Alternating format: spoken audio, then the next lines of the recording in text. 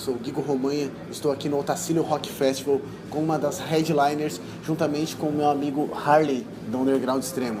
A gente está aqui com a banda Miastenia. Vocês puderem se apresentar, por gentileza? Bom, eu sou Ecate, a vocalista e tecladista, né, do Miastenia. Eu sou o Thor Menak, guitarrista da banda Miastenia. A banda aí está completando 24 anos, né, de estrada, nas minhas contas ali, né? E essa questão, analisando esses 24 anos aí, quais são os pontos que vocês podem apontar como positivos nessa estrada, que é bastante longa no underground, e pontos que vocês acham que ainda dá para ser melhorados, aí que vocês observam na cena já há tanto tempo? É uma pergunta um pouco difícil, mas 24 anos de estrada, tem muita coisa, tem muita história para ser contada. Eu acho que a banda agora, o Miastenia, está num patamar, no auge do que a gente poderia almejar como banda, tocando no Otacílio, fazendo grandes festivais. Eu acho que o que pode melhorar é ter mais festivais como esse, ter mais espaços para o metal, ter mais organizações que se proponham a fazer isso no interior das cidades, não só nas capitais, para que isso funcione com mais frequência.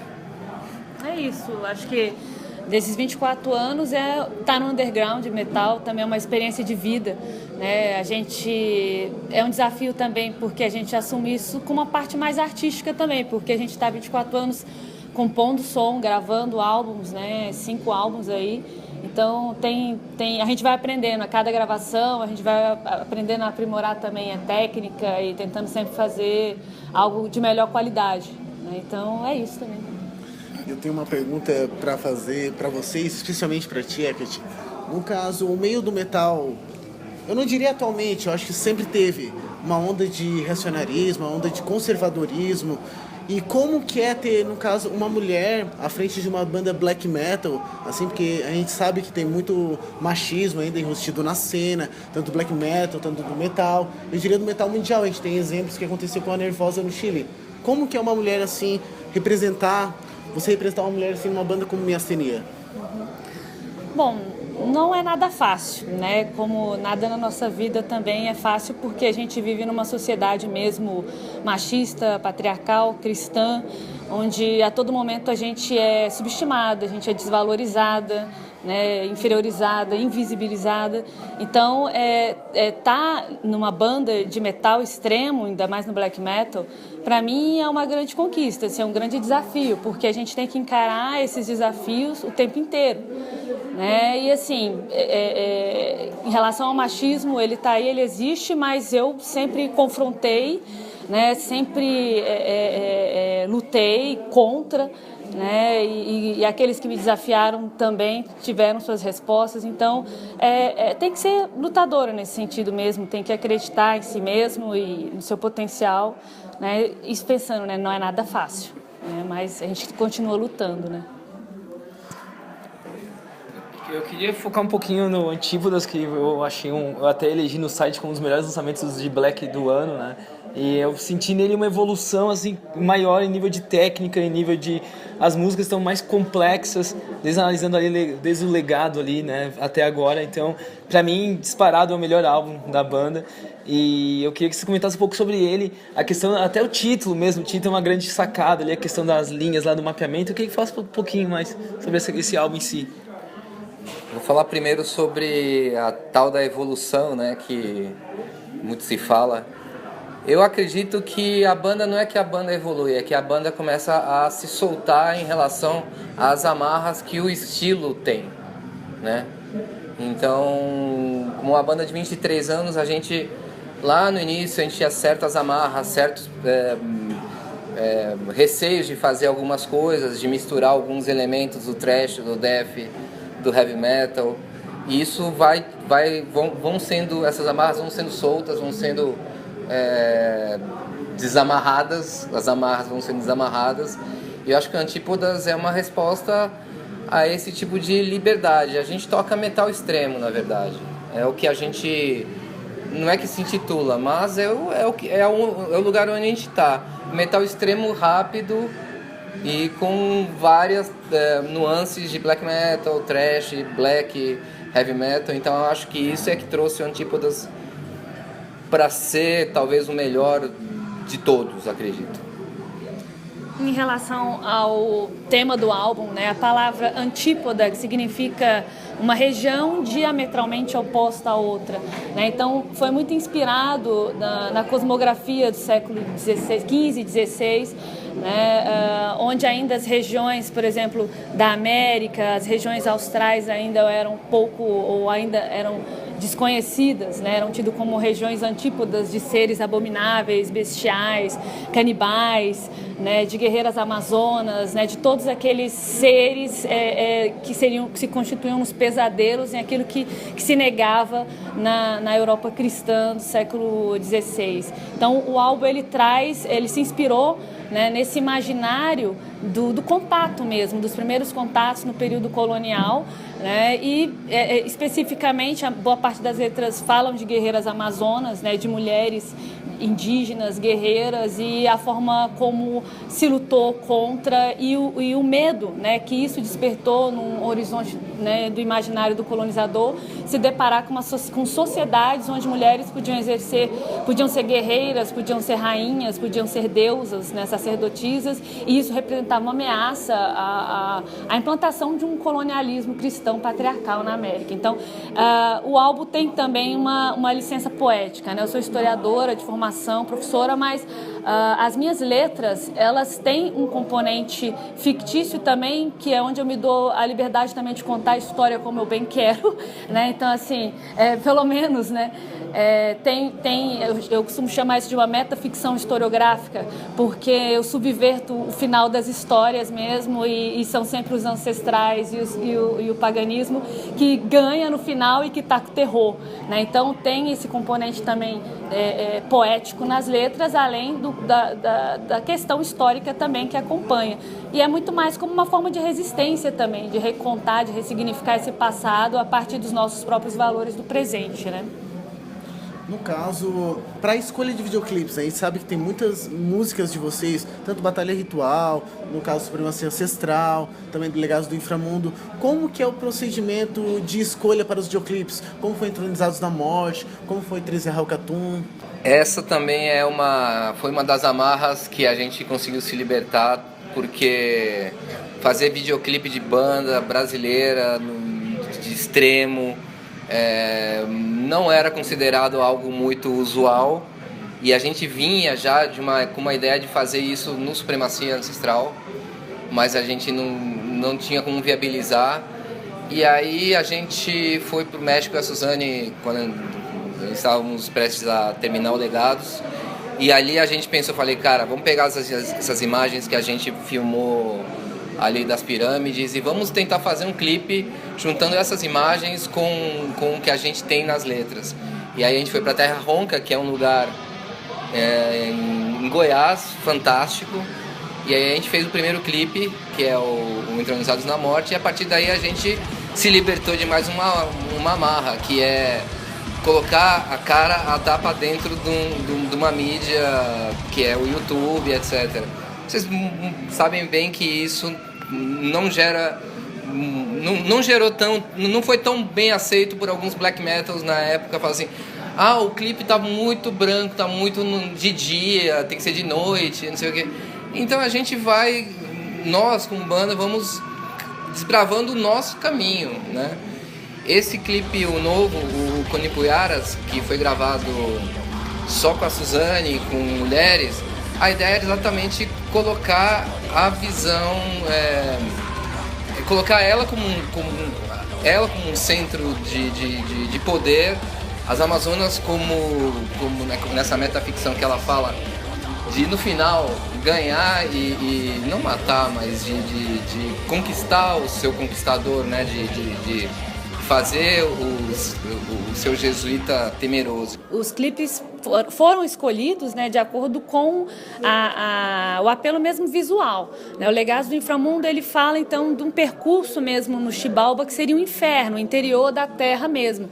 Então isso, a gente imaginou isso, fazer um clipe dentro de uma caverna, né? Entronizados na Morte, então foi filmado dentro das cavernas de Terra Ronca, e o 13 Halcatum, por falar muito da questão do templo, do fim do mundo na concepção dos maias, né? A gente fez fez uma viagem e conseguiu captar essas imagens para poder montar esse clipe. E o Cone Puyaras, que é o único clipe desse álbum agora do Antípodas, também assim, já era uma das coisas, era a música já desde o início que eu já imaginava que eu queria levar isso para uma coisa visual mesmo, né? Mostrar as guerreiras amazonas, né? E aquele padre jesuíta tendo um pesadelo de imaginar se elas existiam ou não existiam, né? Eu tenho esse contraste. E o Caio, né? o Caio Cortonese, né? Do Broadband, que foi o que gravou também o nosso álbum, ele que produziu esses 3 videoclipes. Então, assim, isso vem também dessa parceria com ele, porque antes disso a gente realmente não tinha condições, possibilidade de gravar clipe, né? Não conseguimos fazer isso na época do Supremacia Ancestral, porque a gente realmente ainda não conhecia uma pessoa legal que pudesse entender essa questão também da representação visual das letras. E o Caio captou muito bem isso, então é algo que está funcionando, né? Entrevistei no Maníacos do Luxúria, né? E eu, principalmente a Ingrid Dracar, e eu perguntei para eles a questão de cantar em português e quando faz turnês europeias, como que é a recepção, se tem esse contato. E vocês também passam por essa experiência, né? Então eu queria comentar um pouquinho essa opção por cantar em português e a recepção do pessoal lá fora, se eles têm consciência da letra, como que é esse processo em si. Bom, o Miacenia, né, canta em português desde 1994, muito antes de muitas bandas, né, começaram a fazer isso. E a princípio soou muito estranho para muita gente, mas a ideia era cantar numa letra que, assim, numa língua que eu domino a língua, né? Então, e para que soasse poeticamente também menos trucado, porque é muito pior você cantar em inglês e cantar mal. Aí você passa por ridículo também. Que é muito pior, é feio, né? A forma como, se você não sabe pronunciar corretamente, né? Fazer as quebras das palavras, às vezes sai até pior, né? Essa de pensar em alcançar um público lá fora, né? Mas a ideia se isso representa uma barreira, né, lá fora. Bom, engraçado porque assim, a gente não fala isso das bandas norueguesas, né, que cantam em norueguês, de muitas bandas da Rússia que cantam em russo e que não se fala. Negura-Buguete, várias bandas que cantam em sua própria língua na Europa, principalmente dentro do black metal e do pagan metal, né? Tem muitas bandas cantando que não é inglês, né? Então, não sei se isso representa pra gente uma barreira, né, em termos linguísticos, até porque quando se canta, né, o metal extremo, muitas vezes nem se entende muito bem o que a pessoa, né, não é uma língua que se dá diretamente quando você grita, né, vocal rasgado, gutural, mas para você compreender as letras você tem que pegar encarte, você tem que ir atrás, né, baixar a letra para poder saber do que essa banda tá contando. Muitos dos caras, muitos gringos aí vêm perguntar o que significam as coisas. E aí a gente tem que fazer...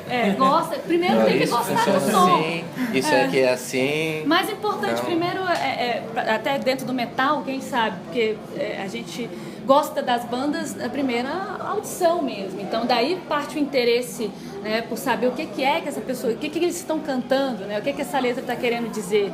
Então acho que o mais importante, além da língua, é o instrumental. É um instrumental bem feito, bem construído, chama muito mais atenção, né, do que só essa questão da ser compreendido, né, traduzido, né.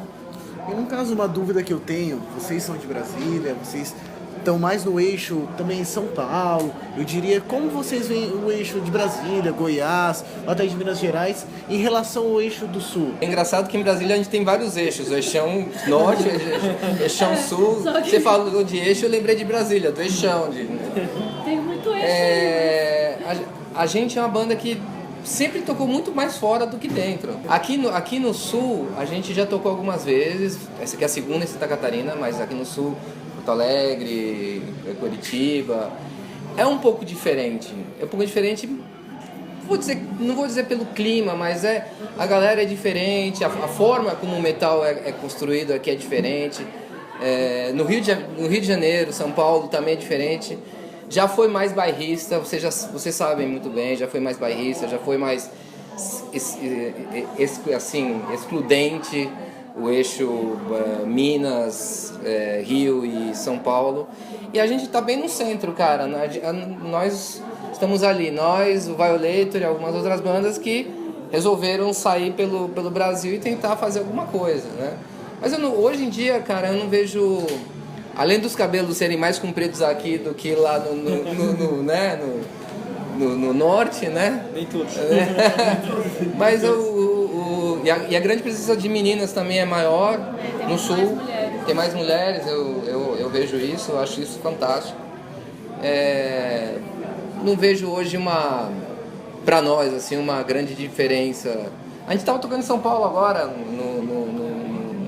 numa grande periferia chamada Jandira, e é como se estivesse tocando aqui pra brother.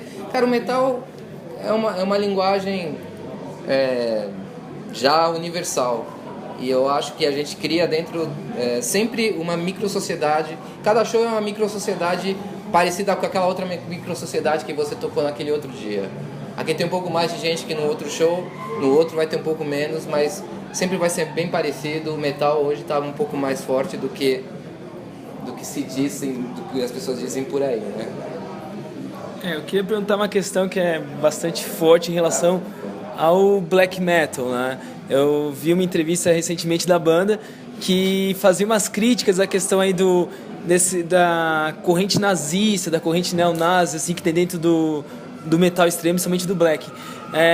Vocês fazem um ataque muito forte ao cristianismo sem usar aquela postura meio que, na minha visão pelo menos, é muito infantil, né, de só criticar. As letras de vocês, elas são muito mais ácidas, são muito mais... e exige uma interpretação, né? Aí você encontra no meio do black metal correntes aí reacionárias, nazistas, então a gente às vezes para e pensa, será que o que está acontecendo com o ideal do movimento, né? Então vocês são uma banda aí de bastante tempo na estrada, sempre levando o metal extremo, né? Eu gostaria que vocês dessem uma opinião acerca desse ponto. Bom, essa questão do nazismo, assim, já foi muito pior na cena. Eu acho que a gente passou um momento bem mais difícil no período entre 98 até 2004, 2005. Né? A gente sobreviveu a esse período, que foi um período tinha muito mais bandas, né? Assim, o black metal estava muito mais caracterizado nessa época aí, né? Identificado com o nazismo, e a gente conseguiu sobreviver, né, a esse momento também, né, de muitos ataques também, de muitos conflitos em relação à nossa postura anti-nazi e uma postura anticolonial, acima de tudo.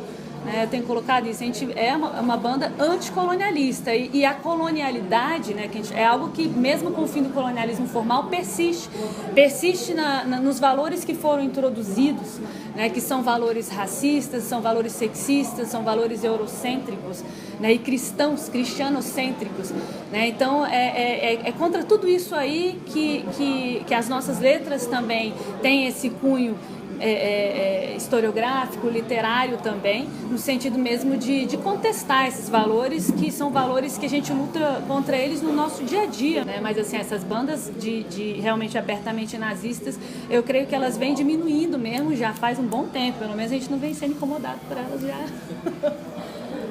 Nós temos algumas bandas aqui em Santa Catarina, que é triste, né? Mesmo com toda a informação, com toda a facilidade agora com a internet, a galera ainda prefere percorrer uns lados mais segregacionistas. E agora então, com a onda de retrocesso que a gente está tendo, né, na política, né, com tanta ignorância e tantos ódios exacerbados, não vai ser nenhuma novidade a gente começar a ver, né, esse tipo de banda, né, vindo à tona aí, apoiando também a ditadura militar e outros, né? Infelizmente, ignorância total.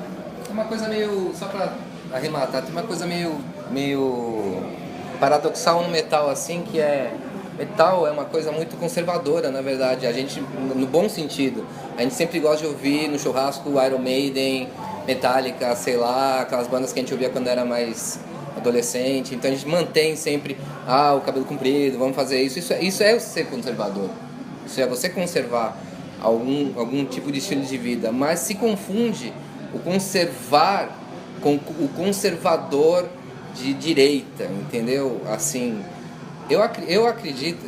Na verdade é a tradição, é uma tradição que não é é uma tradição, isso. Então se confunde, muita gente que eu conheço já de anos é de direita, não é nazista, mas é de direita, apoia essa galera de direita e tal, mesmo sendo do metal. Então é uma coisa que existe, pessoas que não tem banda ainda, isso vai persistir por um bom tempo. Isso vai rolar por um bom tempo. Nós não temos, nós somos uma banda, expressamos a nossa ideia de forma artística, poética. O nosso tempo de sair com faca na bota e sair dando facada em todo mundo, brigar, passou. Mas se alguém vier rechaçar a gente vai estar ali na frente para poder rebater. A gente já está meio que... As barbas já ficaram brancas de tanto, né? Mas é isso aí, só para arrematar. Eu queria fazer uma pergunta para vocês.